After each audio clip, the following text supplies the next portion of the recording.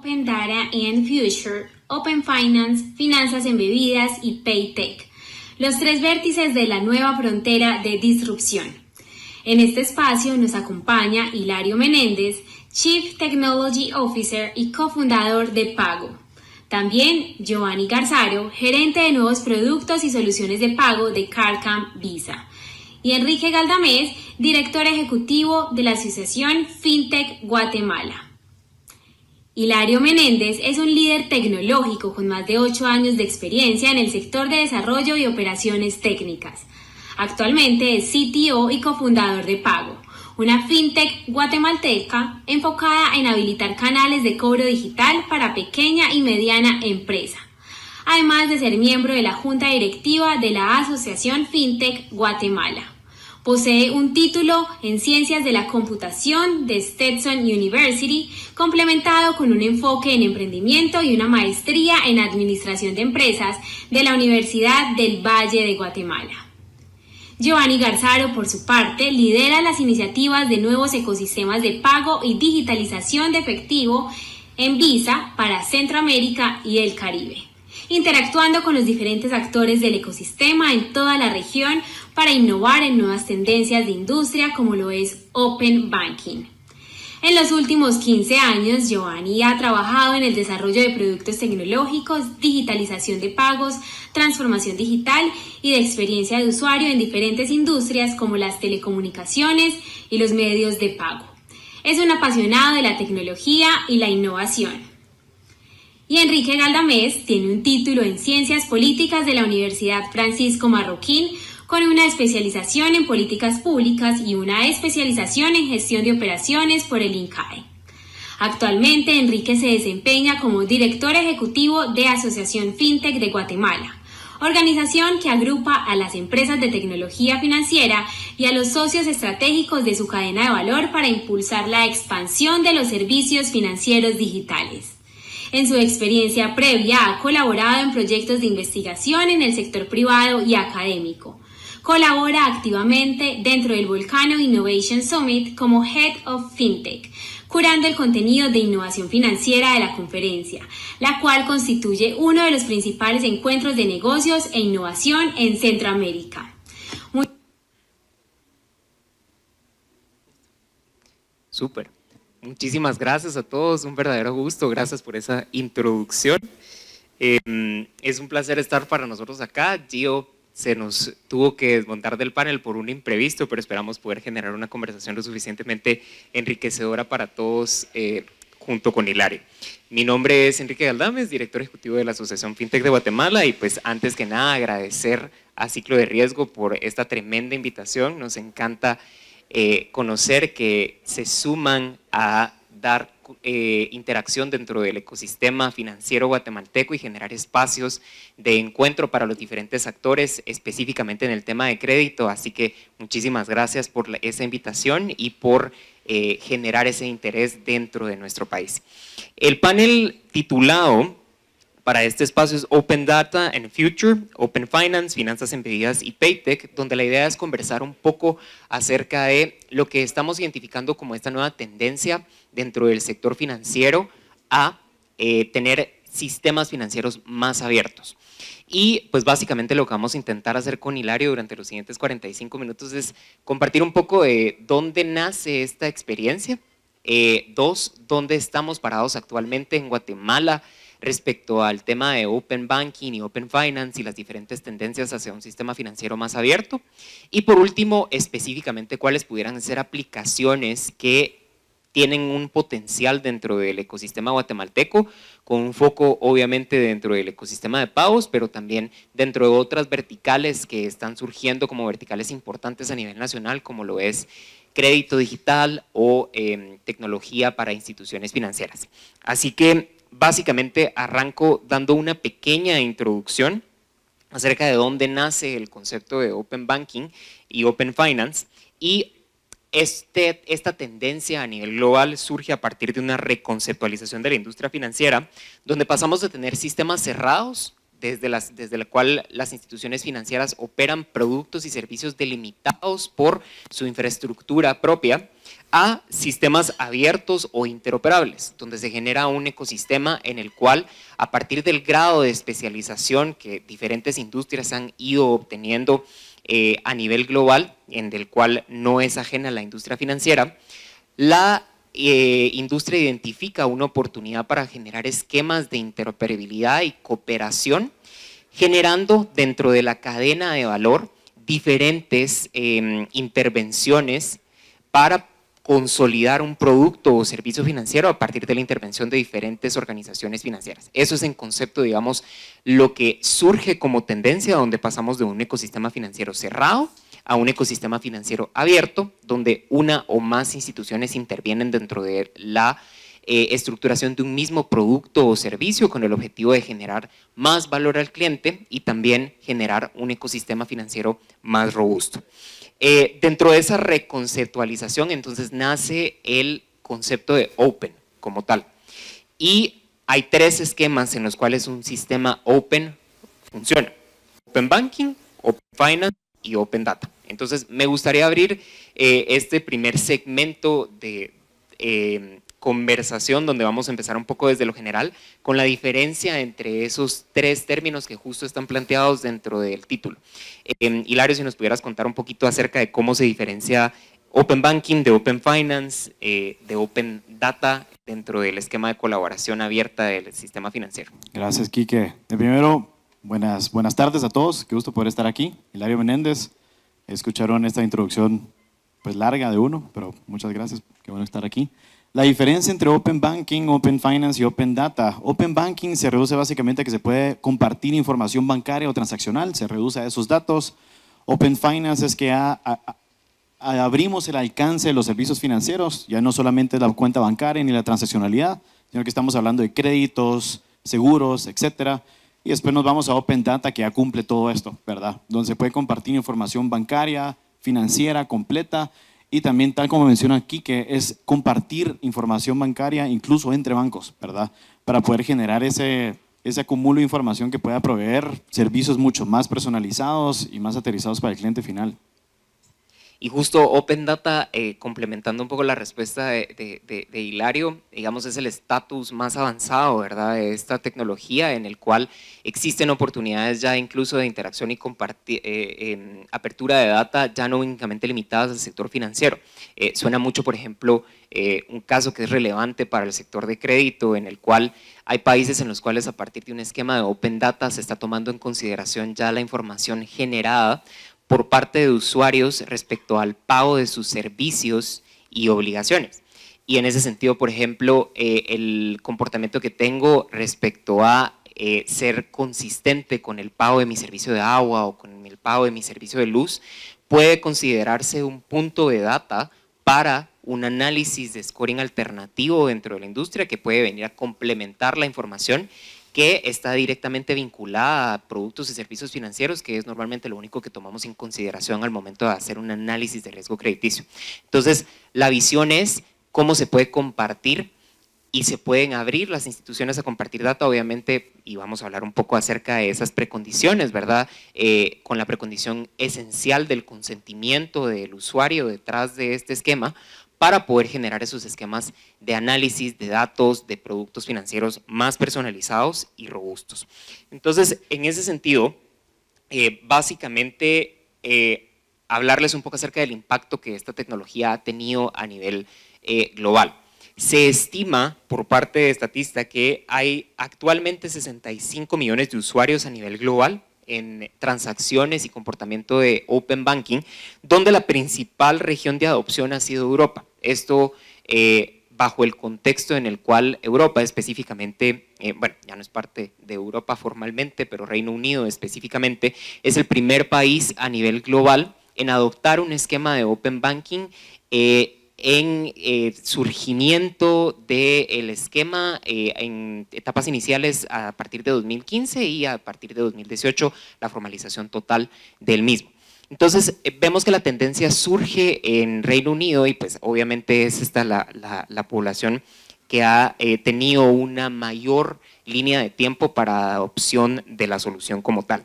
Sin embargo, si nos pasamos a Latinoamérica específicamente, vemos países en los que actualmente ya hay activo un esquema de Open Banking a nivel de adopción. El primer país es México, de habla hispana. Tenemos a Brasil también, Colombia, Perú, Chile y Ecuador, que todos actualmente tienen una regulación y estándares activos para la implementación y adopción de este sistema dentro del sistema financiero.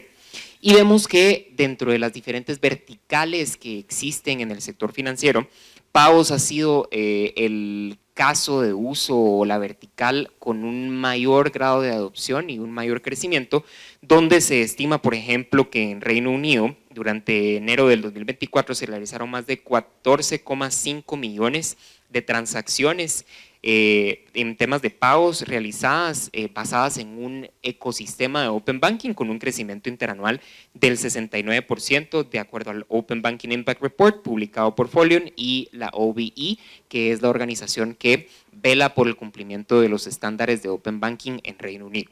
Entonces, nuevamente, esta es una tecnología en etapa temprana, principalmente tanto a nivel global como en Latinoamérica, pero que empezamos a ver ya los primeros pasos e impactos que se está teniendo de la misma en generar esas eficiencias y un ecosistema financiero más robusto a partir de esquemas colaborativos.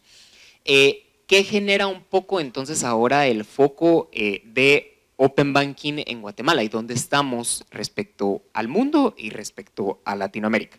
Estamos en una etapa muy temprana desde el ecosistema guatemalteco, donde actualmente los esfuerzos que se han hecho giran en torno principalmente a una etapa explorativa.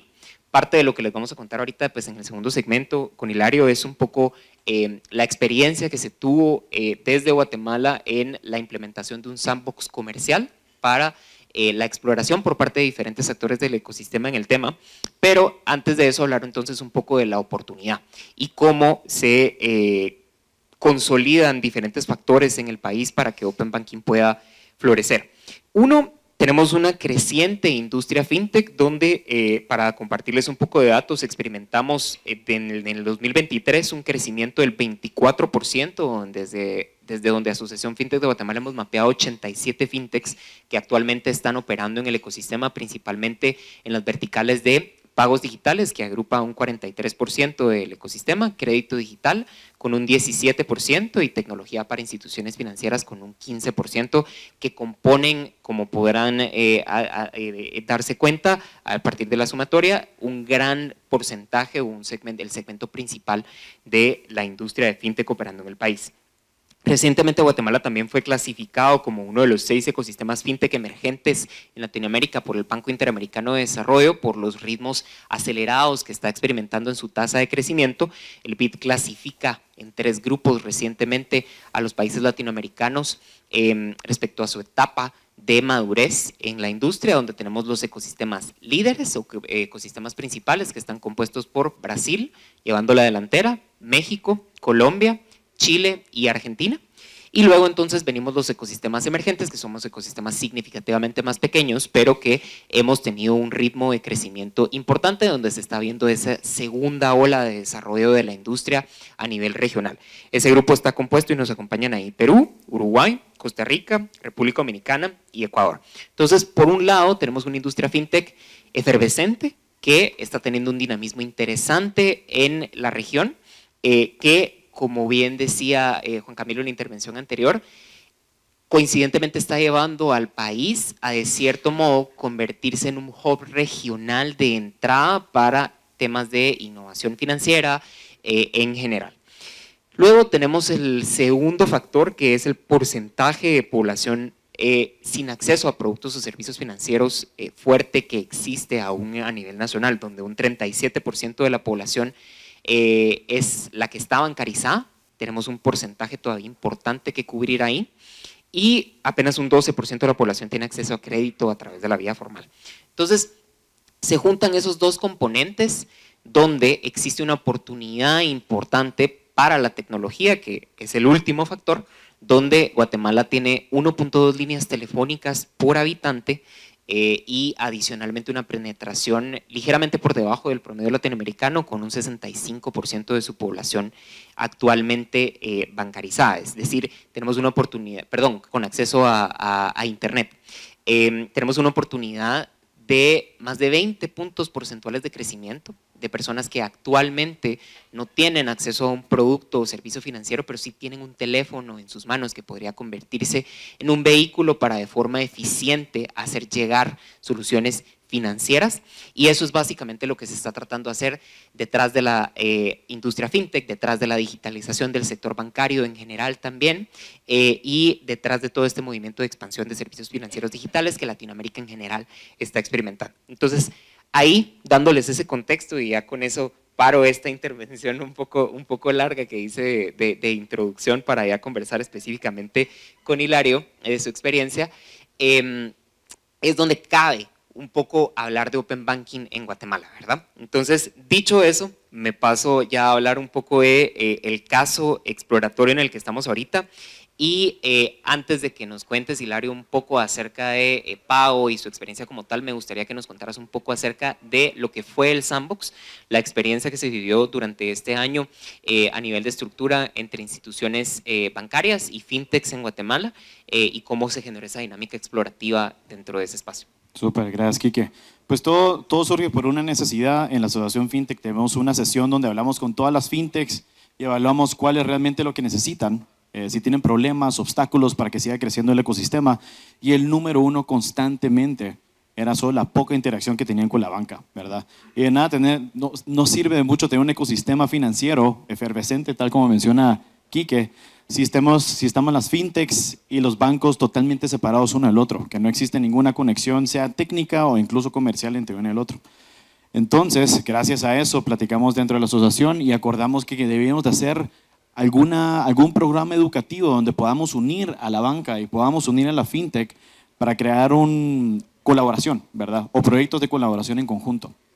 Entonces, gracias a eso nos unimos con Visa, nos unimos con la Asociación Bancaria de Guatemala, y contactamos a Finerio Connect, es una fintech mexicana que se dedica exclusivamente solo para Open Banking, y junto a ellos implementamos un hub. Y el hub es muy simple, es básicamente un banco dummy donde cualquiera se puede conectar vía unas APIs que están totalmente estandarizadas y se pueden crear casos de uso, ¿verdad?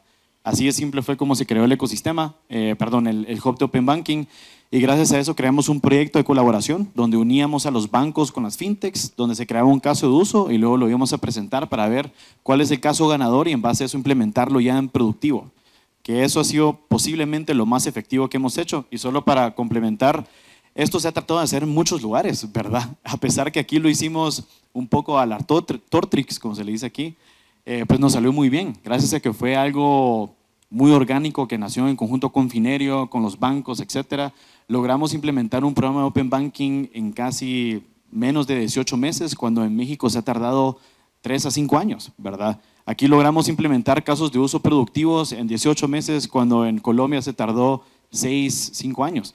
Entonces, salió bien el experimento, ¿verdad? Que todo surgió gracias a esa necesidad de las fintechs.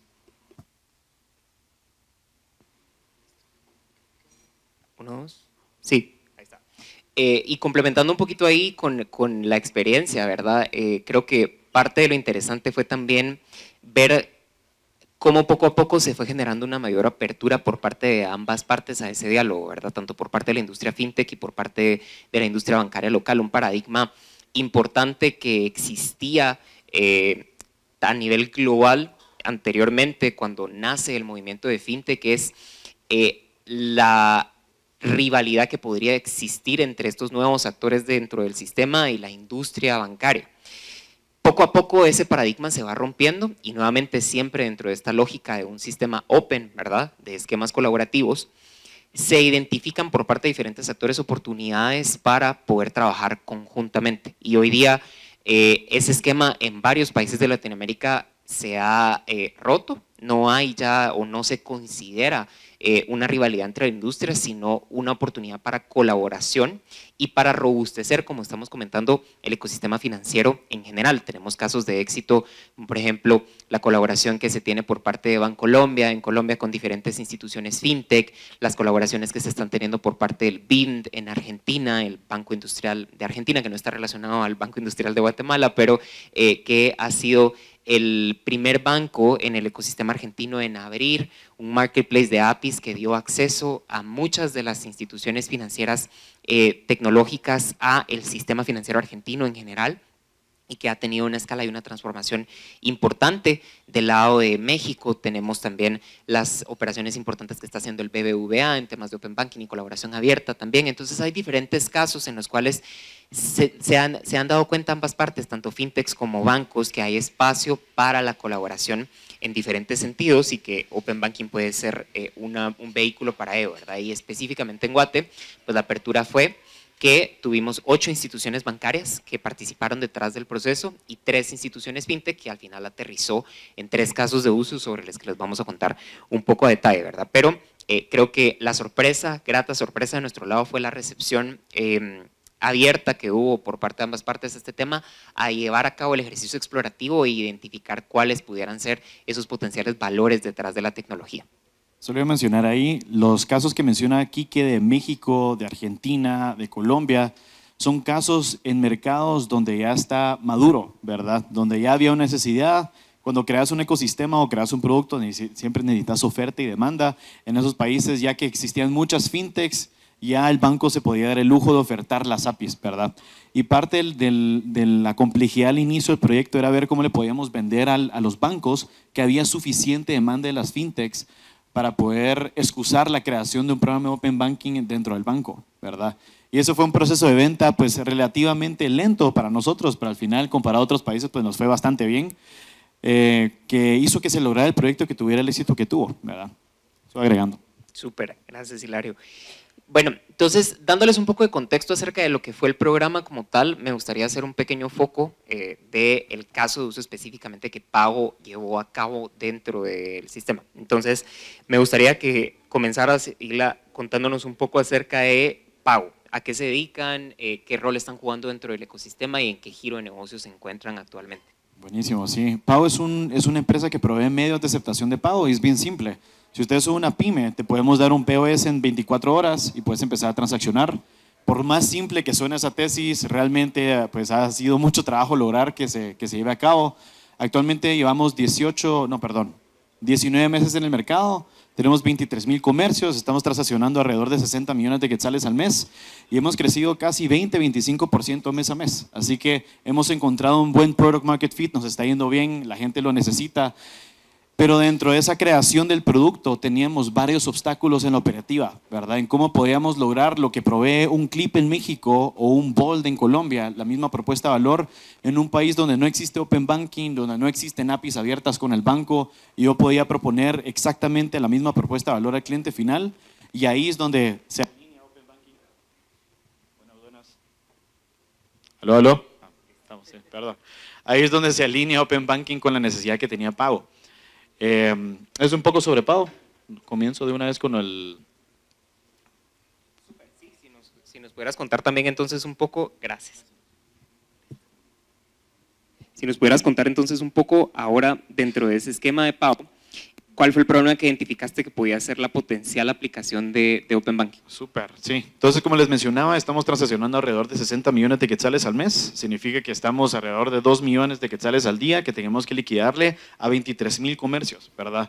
Esa dispersión de fondos es sumamente compleja. Actualmente no existe un proceso estándar en Guate donde se pueda hacer dispersión de fondos de una manera pificada o técnica, ¿verdad? Lo que se hace es literalmente que yo descargo un Excel, yo subo en el Excel a un banco, a una banca en línea donde se paga la planilla y ahí se hace la dispersión de fondos, ¿verdad? Que es un proceso inescalable. Tengo a 3 personas que se dedican exclusivamente a eso dentro del equipo. Obviamente, si yo sigo creciendo en clientela, eso no puede crecer, ¿verdad? Es inescalable.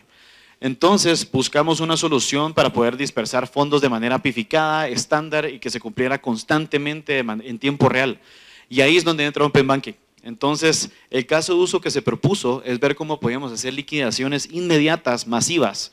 Entonces, ¿cómo yo le puedo liquidar a 23,000 comercios al mismo tiempo, todos los días, de manera estándar, sin ningún problema, sin que tenga que descargar un Excel, sin que necesite un equipo, que solo tenga un sistema que vaya corriendo constantemente la liquidación sin que nadie lo toque, ¿verdad? Y la única manera de lograrlo era por medio de una solución apificada del banco. Actualmente ningún banco lo ofrece. Entonces, esa fue la propuesta de valor o la propuesta que le hicimos para el hub. Entonces mi rol fue conectarme a ese API, a ese Open Banking Hub que teníamos, ese Dummy Bank que nos proveyó Finerio y Visa, y crear el caso de uso. Entonces nos conectamos a un API que ellos tenían, creamos una interfaz, creamos todo el flujo completo, un video, etcétera, y lo presentamos, ¿verdad? En el Guatemala FinTech Day. Nos fue bastante bien. Lo importante aquí es que, tal como menciona aquí, que la mayoría de las fintechs de Guate son de pagos, porque si tienes temas de pagos y créditos, siempre tienen la mano con los sistema. Pero para nuestra sorpresa, cuando presenté el caso de uso, todas las fintechs de pago dijeron, a mí también, yo también tengo ese problema de dispersión de fondos. Súper, ahí se unieron 5 fintechs más. Después los de créditos estaban igual. Aquí nos acompaña nuestro compañero Evana, y ahí con Luis Marinelli estamos platicando cabal, que también tenía un problema para poder, no es un problema, pero siempre es un obstáculo de proveerle el dinero en la cuenta al que le está proveyendo el crédito, ¿verdad? Entonces, ¿cómo se podía hacer de manera apificada? Y el caso de uso pues tuvo bastante relevancia. Gracias a eso estamos 7 empresas ahorita peleando para que eso se pueda implementar a nivel productivo en el país y tener un partner bancario que lo pueda desarrollar y nosotros conectarnos con él, ¿verdad? Y en ese sentido, hablar un poco de la escala de ecosistema, ¿verdad? Para darles y complementando un poco de la magnitud que podría llegar a tener, por ejemplo, esta solución en el mercado guatemalteco.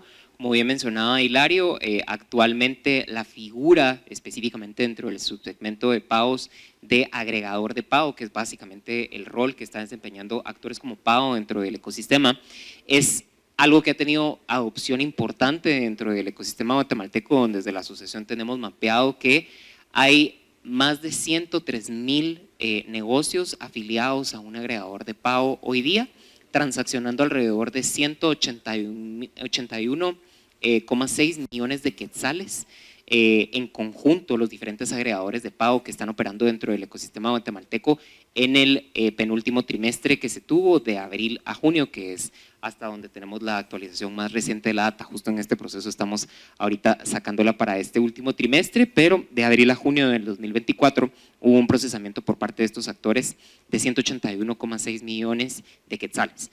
En general, el 42% de los modelos de negocio son liderados por mujeres de los negocios que están atendiendo estos agregadores de pago dentro del ecosistema.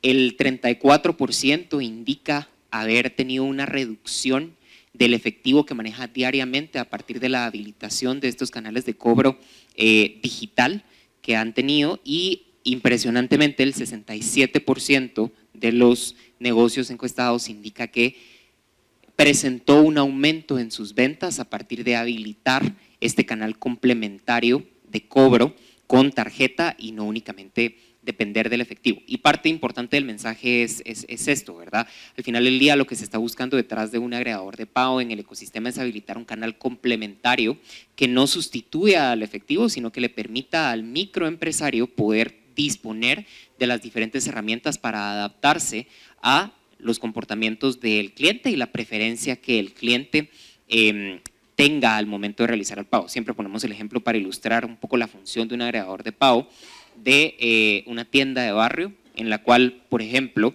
se acerque un comprador, que me imagino que es algo, una experiencia que en algún punto, si se han acercado a comprar en una tienda de barrio, pudieron haber experimentado, donde únicamente reciben efectivo. Y entonces, ¿cuál es el impacto de eso? Uno eventualmente, si la única opción que tiene para pago con tarjeta es pago con tarjeta, para dirigiéndose a una tienda de conveniencia o un supermercado para cubrir la necesidad que está experimentando en ese momento. La idea detrás de un agregador de pago es volver competitivo al microempresario respecto a esa oferta también, para que pueda cobrar con tarjeta también dentro de su tienda y que el cliente pueda verlo como opción también y no se vea empujado a partir de su comportamiento a irse a otro establecimiento para cubrir esa necesidad. Entonces, digamos que eso es un poco el impacto a nivel de cifras generales, donde estamos hablando que se magnifica en una escala de 5 veces por lo menos, de acuerdo a lo que agregadores de pago actualmente están atendiendo del problema específico que Hilario experimenta hoy día, ¿verdad? Entonces, dentro de ese esquema, me gustaría que nos platicaras un poco acerca de qué beneficios generaría para pago y para los agregadores de pago en general tener un esquema de banca abierta. Sí, comenzando por la parte de liquidaciones, simplemente haría la operación escalable, que nosotros podamos seguir creciendo, abriendo ese mercado que actualmente no está abierto. Tal como mencionaba aquí, que la mayoría de personas pues solo aceptan efectivo, ¿verdad? Es 85% de la transaccionalidad del país es en efectivo, así que queda mucho camino de recorrer para que nosotros agarremos ese mercado junto al resto de los facilitadores de pago, agregadores de pago. Entonces, dispersión de fondos se convierte en un pilar sumamente importante para poder habilitar el modelo de negocio. Y después, hablando con el resto de los agregadores, vemos que existen otras funcionalidades súper importantes que creo que todo el mundo se beneficiaría. Uno es que puedan verificar la cuenta bancaria. No sé qué tantos están aquí en créditos, pero ustedes cuando tienen que hacer la dispersión y le tienen que depositar a alguien, es lo peor cuando te dan la cuenta que no es. No sé si les ha pasado, a mí me pasa. Entonces significa que yo la tengo que retener y tengo una carga operativa que alguien tengo que llevar un cuadre diario donde veo todas las transacciones que no se pudieron liquidar, pedirle la cuenta correcta y liquidarle correctamente. Eso me lo podría ahorrar con tal de tener un API que yo le tire, le haga la solicitud y me diga que la cuenta es quien diga que es. Eso sería de muchísimo beneficio. Los otros que platicamos es ver cómo podemos facilitar el P2P payment, ¿verdad? Entonces, qué increíble sería que ustedes se vayan a pacifico.com o a chemic.com y ya no necesariamente tengan que ingresar su data de tarjeta de crédito, pero que puedan ingresar literalmente su cuenta bancaria o asociarla y que se haga un pago directo de la cuenta bancaria. Estas son cosas que ya están pasando en Reino Unido, que está pasando en Arabia Saudita, Bahrein, Colombia. En Brasil, sí, ajá, Brasil, no tan lejos. Brasil, donde se puede literalmente adjuntar la cuenta bancaria y hacer el pago desde ahí, sin necesidad de hacer por medio de una tarjeta de crédito, que son casos de uso que de verdad abrirían el mercado muchísimo. Y por último, que creo que es la que tendría mucho más valor, es que tal que yo pueda afiliar a alguien, que yo pueda ir con alguna tiendita de barrio, con alguien que venda chucos o algo por el estilo en la calle, que no tenga una cuenta bancaria y que yo lo pueda bancarizar ahí mismo con mi aplicación, ¿verdad? Mi KYC dura actualmente 5 minutos. En 5 minutos alguien se puede afiliar y puede empezar a aceptar pagos en línea, pero tengo un requerimiento que es la cuenta bancaria. Sería increíble que yo no necesite una cuenta bancaria, sino que la puedan crear al mismo tiempo que se están registrando. Eso realmente abriría el potencial o el mercado para todas las fintechs y para todo el sector bancario de Guatemala y además arreglaría la desbancarización tan alta que existe en el país, ¿verdad? Creo que son todos casos de uso súper de muchísimo valor que al implementarlos haría a Guatemala una potencia en términos financieros, ¿verdad? Súper. Y hablando un poco entonces ahora de las precondiciones, porque hablamos un poco ahorita del bonito, ¿verdad? Los números y demás. Un riesgo importante detrás de este sistema es que a partir de un esquema más colaborativo y mayor apertura pueden surgir más vulnerabilidades para los diferentes actores del ecosistema que sabemos, y desde la asociación pues parte de la conversación mucho ha girado en torno a eso, ¿verdad? Cómo se puede hacer un esquema de Open Banking que haga sentido para los diferentes actores del ecosistema, y la preocupación importante por parte de las figuras en general que tienen apetito detrás de este esquema es los riesgos que se puedan experimentar a nivel de seguridad y cibernético a partir de tener un esquema más abierto. Entonces, en ese sentido, ¿cuáles son esas precondiciones sobre las que es importante sistematizar o fomentar un esquema de Open Banking que Guatemala tiene que tomar en cuenta a nivel nacional? Y me gustaría que empezaras hablando un poco acerca de la parte de mercado, ¿verdad? Un poco cómo se está viendo este enfoque hacia un mercado un poco más, o un esquema de Open Banking market driven, y también un poco bajo la lógica de habilitación de monetización de este esquema, ¿verdad? Para que, como mencionábamos, haga sentido para el ecosistema en general. Buenísimo, buenísimo. Tal vez comenzaría por cómo se ha implementado esto en otros países. Hay dos maneras en cómo se implementa Open Banking en un país. Uno es por regulación, como fue en Inglaterra o en Reino Unido, y otro ha sido por puramente de mercado, necesidad del mercado. En los estados hay una empresa que se llama Plaid, no sé si lo ubican, la quería comprar Visa hace un par de años y no se pudo porque Plaid era muy grande, creo que nadie lo ubica tal vez, es un gigante en los estados. Esa fue market driven, el mismo mercado definió que necesitaba un sistema de open banking y lo creó el mercado, mientras en Reino Unido lo creó el regulador. El problema de hacerlo del lado del mercado es de que siempre va a haber un costo en términos de seguridad, ¿verdad? Inicialmente. Entonces, lo que se ha hecho y lo que estamos tratando de implementar aquí en Guate es que en los estados había poco consentimiento del usuario final para poder habilitarle y compartir información bancaria a alguien más, a un tercero. Eso al final los estados lo arregló así a su manera, pero aquí lo estamos implementando de una vez. Entonces, en el Hub de Open Banking que implementamos, ya tenía un módulo de consentimiento donde el usuario dice que yo estoy dispuesto a compartir tal y tal información a este tercero y en base a eso ya se puede compartir. Pero esa parte de consentimiento es muy, muy importante. Entonces aprendimos de que eso no está en los estados, se implementa aquí correctamente. Y algo que pasó en Reino Unido es de que ahí se había un módulo de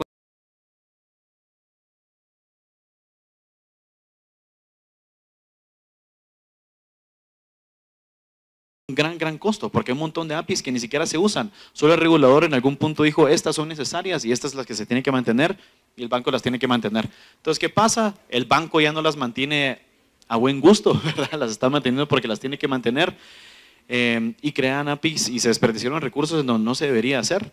Entonces, la diferencia que estamos implementando aquí en Guate es que todo tiene que nacer a nivel mercado, ¿verdad? Entonces, el caso de uso tiene que nacer de una necesidad. En base a eso, ya el banco desarrolla el caso de uso y en base a eso yo ya me conecto, ¿verdad? Entonces, son las dos cosas que hemos aprendido de diferentes mercados de cómo lo han implementado. Uno es la seguridad, que siempre tiene que existir consentimiento del usuario final, que él está decidiendo compartir su data. Y el otro es que se creen APIs en vez de, perdón, que se creen casos de uso en vez de APIs. Diferencia como se hizo en Reino Unido. Creo que son aprendizajes importantes de ambos ecosistemas. ¿Qué viene antes, el huevo o la gallina, verdad? Cabal en ese término, y creo que la parte de poder aterrizar casos de uso que se tenga una certeza que va a haber una adopción importante por parte del mercado es importante para poder fundamentar un sistema como tal. Y yo agregaría un factor más, que es el tema de marco de confianza y marco de cumplimiento entre las diferentes instituciones que forman parte del ecosistema. Actualmente, Guatemala es uno de los 4 países, 3 países recientemente, que ya cuenta con regulación. Bolivia recientemente que no lo tenía, que no cuenta con regulación específicamente hacia la industria fintech. Compartimos ese estatus con Haití y con Cuba. El resto de países en Latinoamérica cuentan con alguna regulación especializada hacia la industria. En ese sentido, creemos que hay un factor importante en el cual hay que continuar dando pasos. Ya la Superintendencia de Bancos, desde el Hub de Innovación Financiera y desde el trabajo que viene haciendo en conjunto desde la Estrategia Nacional de Inclusión Financiera con el Ministerio de Economía del Banco de Guatemala, está impulsando diferentes iniciativas para la generación de este marco de confianza entre actores del ecosistema, pero sí creemos importante la generación de un esquema que permita o que habilite a que existan estándares de cumplimiento para los diferentes actores dentro del ecosistema y las fintechs como tal, ¿verdad? Creemos que es importante ese marco de cumplimiento que brinde esa certeza a los actores del ecosistema y muy importante también que permita continuar desarrollando el ecosistema bajo un esquema de balance en el cual la innovación y la tecnología y la adopción de soluciones no se vea interrumpida, ¿verdad? Entonces creemos que hay una oportunidad y un factor importante en el cual trabajar como ecosistema en ese sentido para generar ese marco de confianza que permita reducir los riesgos y vulnerabilidades que pueden haber detrás de un esquema abierto cuando se realiza no de una manera ordenada, ¿verdad? Entonces es un mensaje importante que hemos identificado también dentro de los aprendizajes que se tienen de otros ecosistemas. Por último, me gustaría cerrar un poco hablando de qué otras aplicaciones has identificado o hemos identificado como ecosistemas, si nos pudieras compartir un poco qué Open Banking puede tener de cara a otros casos de uso, como los otros casos que se trabajaron dentro de el Sandbox. Sí, totalmente. Yo creo que en esencia Open Banking es un habilitador, ¿verdad? Para empresas como nosotros. Al final el banco tiene un set de servicios financieros que ofrece y la fintech, al menos en mi caso, yo soy un distribuidor de esos servicios financieros, ¿verdad? El banco no puede llegar, pero yo sí puedo llegar por factores de regulación, por factores de estructura de costos. Entonces, lo ideal sería que existan suficientes casos de uso para que yo como distribuidor pueda distribuirlos hacia el ente o las personas no bancarizadas, ¿verdad? Yo estaba mencionando ahí el tema de la cuenta, estaba mencionando el tema de validación de cuentas también, liquidaciones.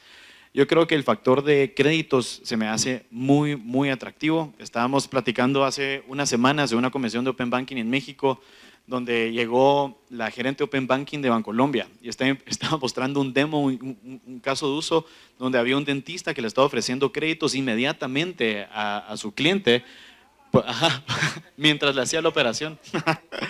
Pero le estaba ofreciendo directamente el crédito después de hacerle la operación, ¿verdad? Y me parece impresionante eso, y eso se pudo hacer porque solo tuvo el ID el usuario al inicio, con el ID referenció su análisis crediticio en Bancolombia, en base a eso Bancolombia le puede hacer una oferta ahí mismo mientras está terminando lo que sea que está haciendo el dentista y se lo puede ofrecer ahí mismo, ¿verdad? Así yo creo que si existiera Open Banking, realmente cualquiera sentado en esta mesa podría implementar una solución financiera desde su aplicación, website o lo que sea y convertirse en un distribuidor de ese servicio financiero y crear un negocio en base a, ¿verdad? Entonces realmente Open Banking es una fundación, un habilitador para que otros puedan crear más. Yo creo que ese caso del dentista se pueden implementar muchísimos más, ¿verdad? Súper, buenísimo. Entonces con eso llegamos al final de la conversación para no interponernos más entre ustedes y el almuerzo. Agradecemos nuevamente al Ciclo de Riesgo por la invitación y muchísimas gracias por escucharnos. Gracias.